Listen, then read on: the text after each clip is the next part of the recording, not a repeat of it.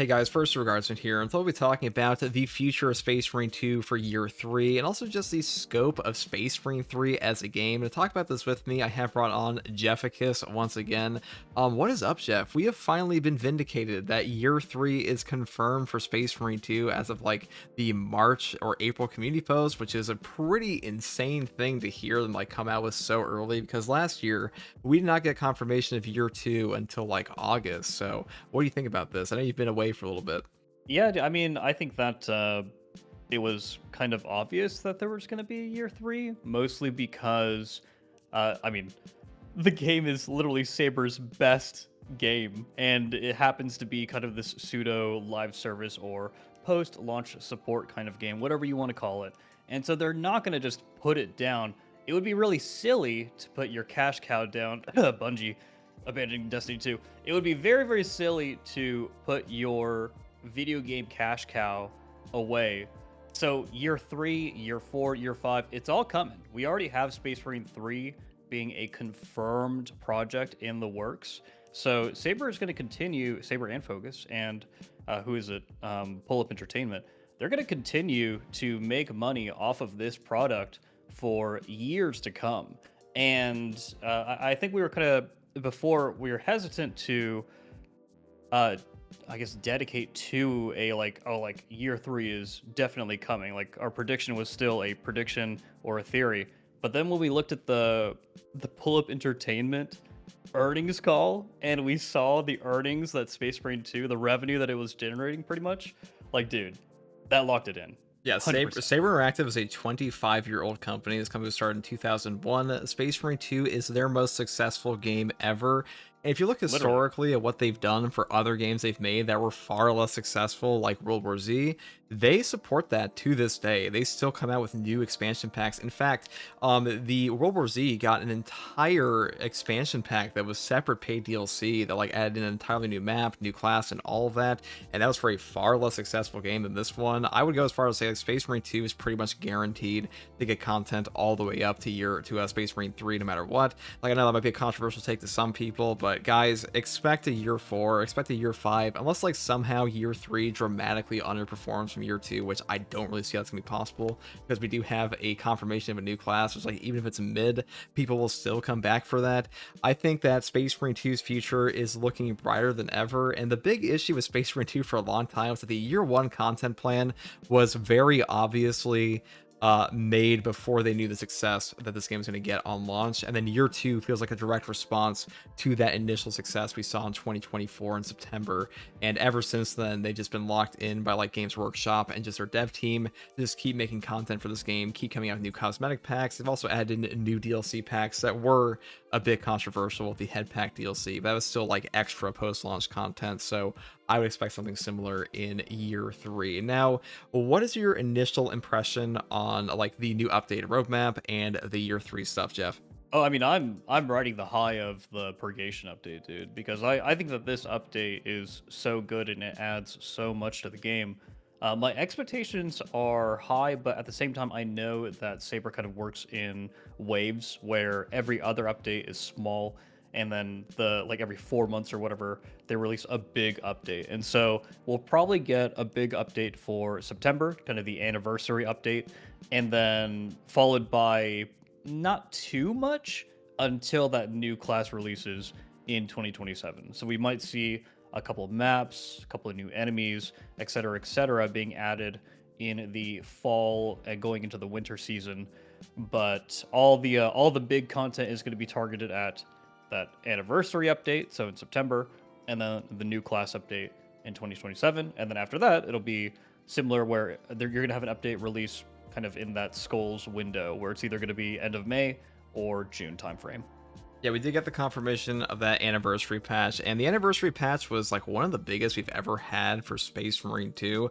In fact, the anniversary patch was like pretty much the like launching point for Space Marine 2's year 2 success, where we got a new map with Vortex, with the Meal of Vortex Beast, we got a new enemy and Chaos Spawn, we got a Power Axe and 2 new ranged weapons, and we also got the new accolade system with 6 new heroic items, new heroic cosmetics, and the hard stratagems finally being added to the game. So I expect the anniversary patch for this one will kind of like launch with something similar in size. They even mentioned previously that like they do intend for their anniversary patches to be far larger than standard patches. But a while back, I did ask players, since you brought up the purgation update, like, what do you think is the best update in year 2 so far? And of the four options we have with patch 10, patch 11, and the purgation update on top of Tech Marine was obviously number one for players because a new class just does that for a Oh yeah. game.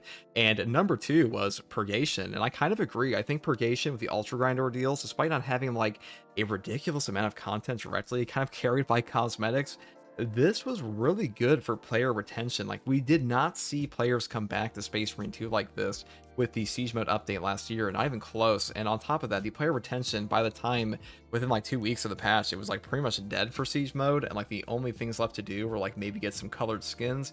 These days, there's a lot more to do for players. I think year 3 might actually expand the scope of year 2 even further, because they're launching the idea of a new class right off the bat even earlier this year than they did last year. Like, we got Tech Marine confirmation back in like the middle of like what, May or like June, so like maybe around the same time frame. But Right. either way, the idea of a new class being confirmed this early and an anniversary patch being confirmed this early as well on top of year 3, I think they are prepping the player base to be like, hey guys, we have a ton of content coming. There are going to be like major updates. And keep in mind as well that patch 9 in Space Marine 2's year 1, that was a pure quality of life update. We have an entirely new patch with patch 14 coming out with like proper content this time in between that anniversary patch. So I expect the same thing in year 3, where like the entire scope of the content might go up by like 20-30% what we saw in year 2.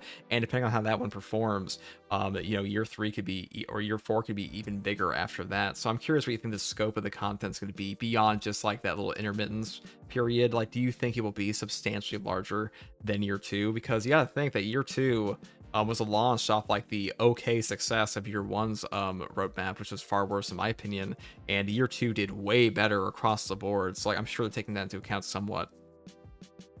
I'm not sure if the scope will be larger. Like, for example, I'm not sure if Saber is going out and hiring more developers to work on more content in the game. Like, I don't think we're going to be seeing like 2 maps released per update, right? Or 2 chapter packs released Yeah. per update. But what I do think, and what I was impressed by this year, was I was impressed by 2 things. One, the Tech Marine. The Tech Marine is an evolution of the original class system.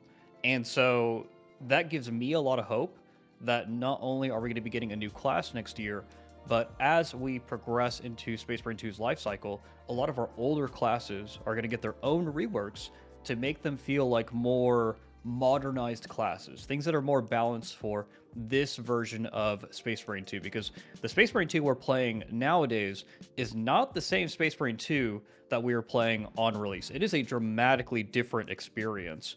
And two, I was really impressed by how they reworked Siege Mode. Siege Mode. I love Siege Mode, dude.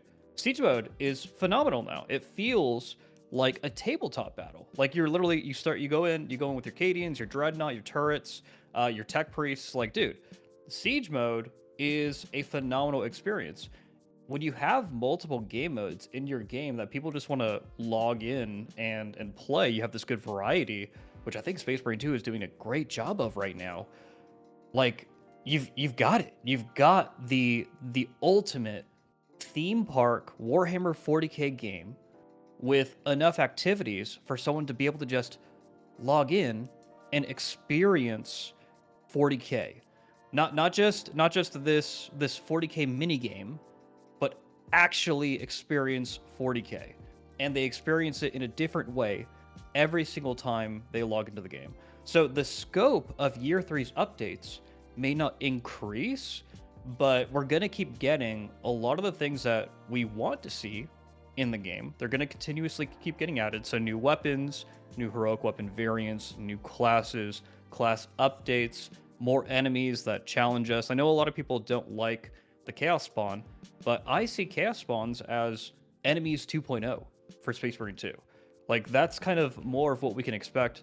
The Exalted Sorcerer Terminus enemy that's going to be added eventually, that's probably how it's going to be when it comes to its parry and block timers. So I see just not the scope of the game increasing, but I'm going to continue to be impressed by the content that they do release. Where I see the scope expanding is Space Marine 3. 100%. I think that in order for Saber to top Space Marine 2, Space Marine 3 is going to have a grandiose scope. We're probably not just going to be fighting against 3 different factions. I can see us fighting against 4 or 5 different factions, especially if this has anything to do with the 500 Worlds campaign, just a continuation of that story or a snapshot of that story. Dude, like, that is the only way I could see people putting something like Space Marine 2 down, or a complete content port where you have all your cosmetics, all your operations, and everything ported over from Space Marine 2 to Space Marine 3, because by the time Space Marine 3 comes out, Space Marine 2 is going to be so massive, and it's going to be such a complete game that people aren't going to want to put it down. There are a couple of things I want to touch on what you said there. So I think you're correct that Space Marine 3's scope will be significantly larger than Space Marine 2's. They had a huge cash influx from this game. It like keeps making more money for them. I'm sure some of that money is being funneled into, Space Marine 3. Obviously, Saber Interactive is a company that does make multiple games a year. It's like we have Toxic Commando that came out, we have the John Wick game coming up, but Space Marine 3, that will be their premier cash cow. I think they are prepping for that entirely. And like you said, I think there will be like asset flips in that game from Space Marine 2. I think by the end of Space Marine 2's life cycle, a lot of the content we see in Space Marine 2 will be moved over into Space Marine 3 as like either, base game content or post-launch content. Like, oh look, the Cal Spawn are back. Like those are just seem like easy updates for me and stuff like that. However, when it comes to the scale of Space Marine 2, like you said, the additional class features, we've already seen that for 2 classes already with Assault and Bulwark, where Bulwark has the Shield Rush now, and the Assault has an animation cancel and Jump Pack Dash. These are, effectively minor changes, but they have a huge impact on your gameplay. They've already talked about stuff like that for every class, like that'll be coming eventually. You have to think that will probably not be coming for stuff like Tech Marine or the new class we don't know anything about just yet. But on as far as like the base game classes go, we will have that for all of them. And I think that when it comes to the scale of year 3, I don't know if I necessarily agree the scale will be exactly the same, because I really do think they might push more. They might actually push more in this one, because might be getting more heroics, might be getting more options for cosmetics. The Ultra Grind Ordeal system is already far more substantial of a cosmetic unlock system on top of these 6 new heroic items we got for these cosmetic patches. And I think that's a pretty cool thing to see in the game. And I do hope like we see like a slight increase in patches, because the only kind of like down patch time we had in Space Marine 2 was like around November to February, where like we didn't have a ton. And I also hope they take a look at the PTS response or lack thereof for patch 10 and patch 13 here on Purgation Update, and go like, oh, a ton of players stay around, like we don't like just like launch a PTS immediately. And I think those things will definitely help out the player base retention up until like year 4, so maybe they'll think about that. But as far as Space Marine 3 is concerned, we do know that the dev team currently working on Space Marine 2 is not the same dev team that worked on the game initially. Those guys have almost all been certainly moved over to Space Marine 3, and I hope a lot of the communication is there between the current dev team for Space Marine 2 and Space Marine 3's development team, because the balance in Space Marine 2, like you said, it is significantly better than it was at launch. I think this game has only been like improved in terms of balance over time, and very quickly Space Marine 2 has become one of the biggest horde shooters on the entire market. And a lot of the other horde shooters right now, like Destiny 2 just got itself like cut off pretty much by well, Bungie's just done pretty much at this point with like Destiny 2. And when it comes to games like Helldivers 2, that game has had like balance issues for ages, and like even though it is still the biggest horde shooter on the market, there's a lot more controversy surrounding that one. And Space Marine 2 has been like an up and comer for a while. Like slowly over time, its community has only grown, it's only become bigger and bigger. And just as a content creator for it, I can tell you that like personally, that I've seen the game's community grow significantly larger than it was in year 1. So I'm curious how you think that's going to be impacting the future of the game. Oh yeah, dude. I mean, I think that we're gonna see a lot of this come to fruition in Space Marine 3. One of the things that a lot of people forget is that when Space Marine 2 was being developed, there was no community input. But now, going from Space Marine 2 to Space Marine 3, there is a lot of community input. And I think that the communication is better than ever. Just the fact that we have confirmation that a Space Marine 3 is in the works, Saber and Focus, that puts them leagues ahead of, you brought up Destiny 2.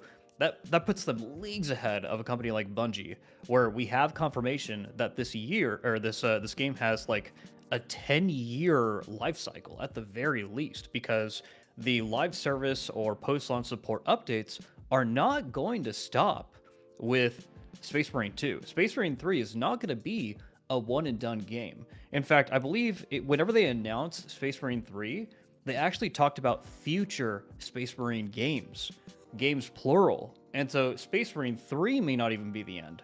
They could do spin-offs, they could do other projects.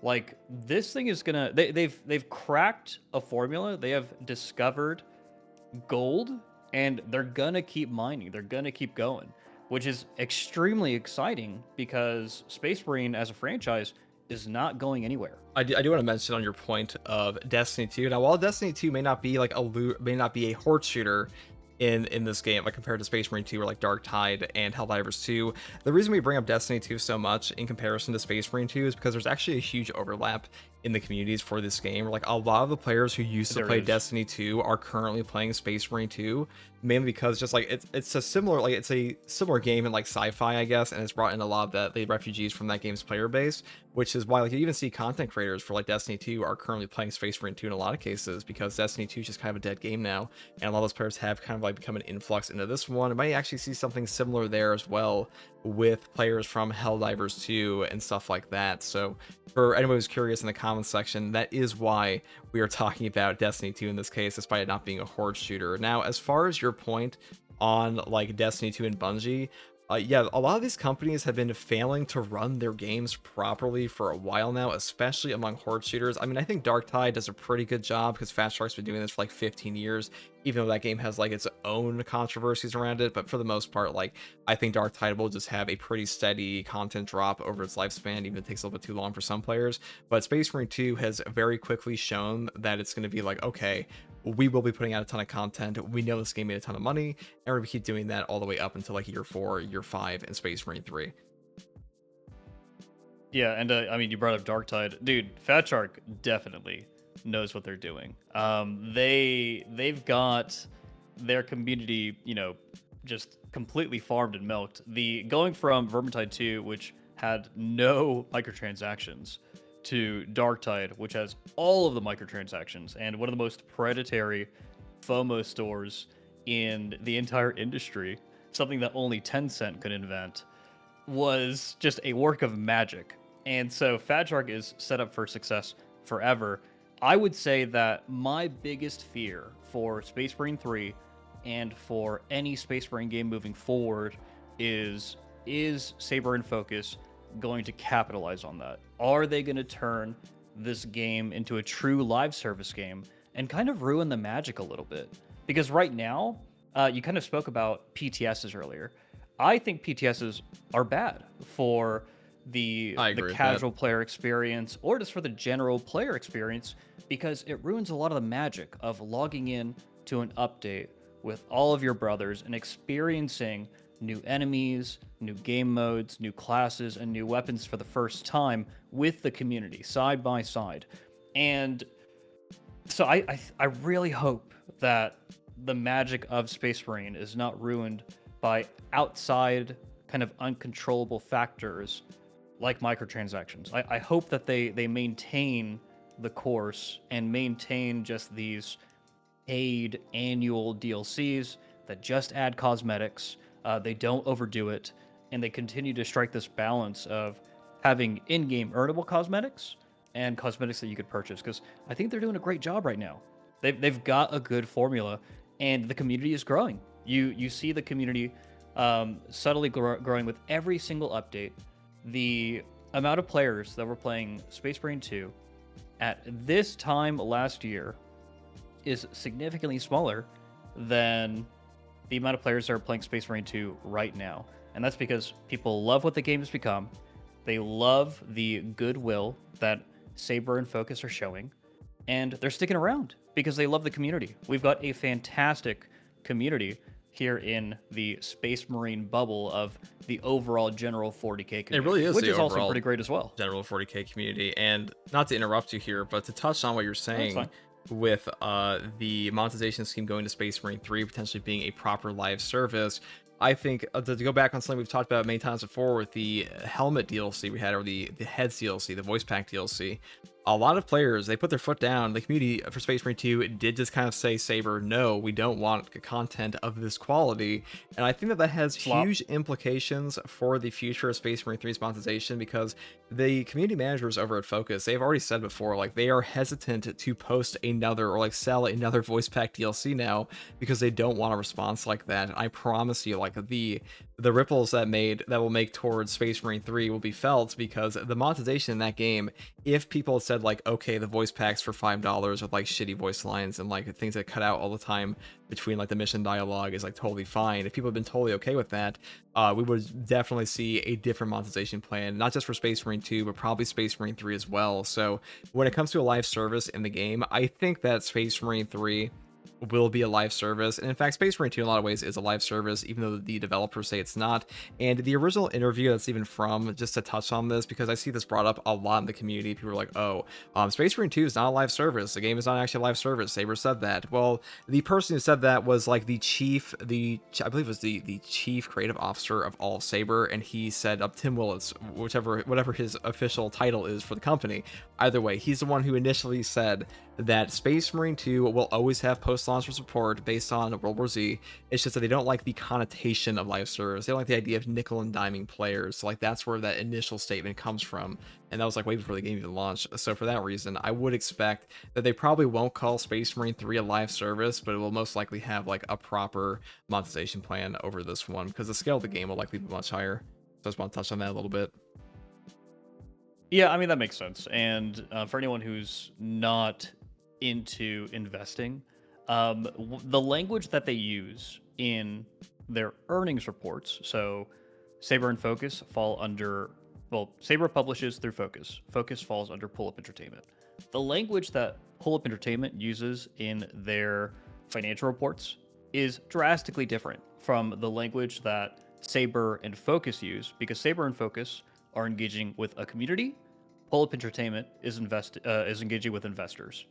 So whenever we use these terms, they're kind of interchangeable. Post-launch support, live service, they're kind of interchangeable. Effectively, what I'm talking about is I just don't want Space Marine 3 to be so heavily monetized that it effectively ruins the game. Yeah. Ruins the magic. That's a fair of it. thing. I think players are kind of hesitant for that after the voice pack DLC, and more importantly, I think like Saver and Pull Up will be more hesitant after the voice pack DLC to like try to nickel and dime the player base, because I think they probably would have far more in Space Marine 2 and Space Marine 3 if they could have. And even though the scope of that game will be much higher, I think they will probably give us some paid gameplay content in that one. Like, this is like purely off the top of my head, tinfoil hat, but we did see this with World War Z, where World War Z had a ton of cosmetic DLCs, similar, not in the same scope as Space Marine 2, but pretty similar.